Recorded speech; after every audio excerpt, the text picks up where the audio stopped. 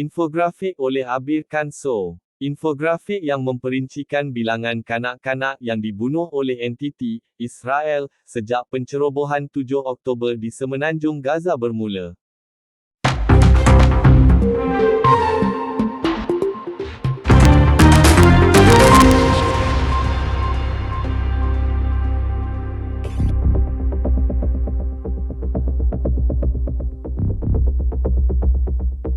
Agensi PBB untuk Pelarian Palestin, UNRWA, berkata sekurang-kurangnya 5 orang, termasuk seorang kaki tangan, terbunuh dan 22 yang lain cedera selepas tentera Israel menyasarkan pusat pengedaran makanan di Rafah di selatan Semenanjung Gaza. Pesuruhjaya Jeneral UNRWA Philip Lazzarini dalam satu kenyataan pada hari Rabu berkata bahawa serangan itu melanda salah satu daripada beberapa pusat pengedaran UNRWA yang masih ada di bahagian timur Rafah. Serangan hari ini ke atas salah satu daripada sebilangan kecil pusat pengedaran UNRWA yang masih ada di Semenanjung Gaza berlaku ketika bekalan makanan kehabisan, kelaparan berleluasa dan, di beberapa kawasan, bertukar menjadi kebuluran, kata Lazzarini. Setiap hari, kami berkongsi koordinat semua kemudahan kami di seluruh Semenanjung Gaza dengan pihak yang terlibat dalam konflik, sambungnya. Beliau berkata serangan itu dilakukan walaupun tentera Israel menerima koordinat termasuk kemudahan ini semalam. Lazzarini seterusnya menggesa perlindungan PBB, kaki tangannya, dan premisnya dan menggesa siasatan bebas dijalankan. Entiti apartheid, Israel, mengakui serangan udara ke atas pusat pengedaran bantuan makanan di selatan Gaza, yang didakwa menyasarkan dan membunuh seorang anggota berpangkat tinggi Hamas. Sementara itu, kenyataan Ketua UNRWA menambah bahawa sejak 7 Oktober sekurang-kurangnya 165 ahli pasukan telah terkorban ketika dalam menjalankan tugas dan lebih 400 orang yang berlindung di bangunan PBB turut kehilangan nyawa akibat serangan entiti itu.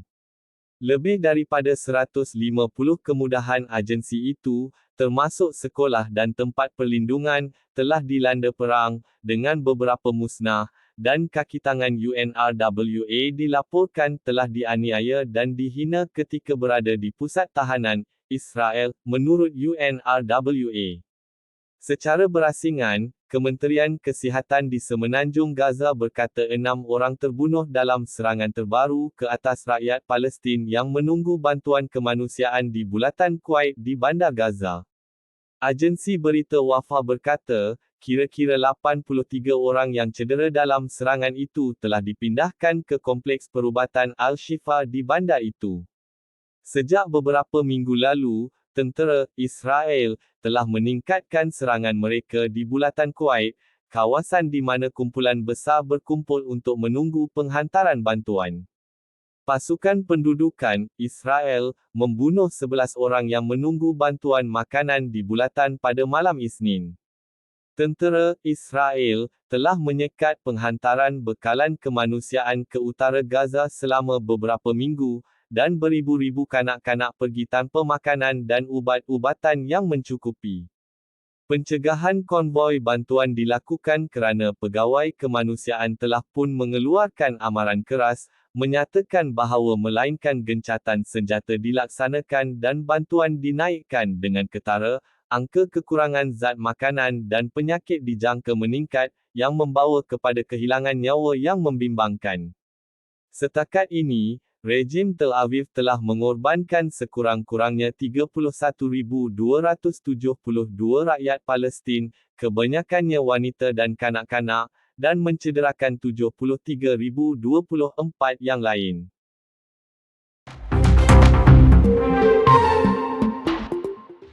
Angkatan Bersenjata Yaman sedang menuju ke arah meluaskan skop operasi mereka yang dijalankan terhadap perang tentera pendudukan Israel di Semenanjung Gaza, Ketua Pergerakan Ansar Allah Yaman, Said Abdul Al-Malik Al-Houthi, mengisytiharkan pada Khamis. Pengumuman Said Al-Houthi akan bergema merentasi politik global, kerana beliau menggariskan bahawa YAF sedang menuju ke arah melancarkan serangan ke atas kapal di Lautan Hindi yang telah dialihkan ke arah laluan Tanjung Harapan, berikutan serangan ke atas kapal dagang dan tentera yang bergabung dengan Alliance of Evil tiga pihak Amerika Syarikat, United Kingdom dan Israel. Mengelakkan serangan peluru berpandu dan dron dari tentera Laut Yaman di Laut Merah dan Laut Arab, kapal-kapal yang menuju ke pelabuhan yang diduduki Israel telah memilih laluan yang lebih panjang mengelilingi benua Afrika, melumpuhkan pelabuhan yang diduduki Israel di al-Rashresh atau Eilat. Angkatan bersenjata Yaman kami akan meneruskan pertempuran penaklukan yang dijanjikan dan jihad suci untuk menyokong rakyat Palestin di Gaza, kata pemimpin Ansar Allah itu pada Khamis.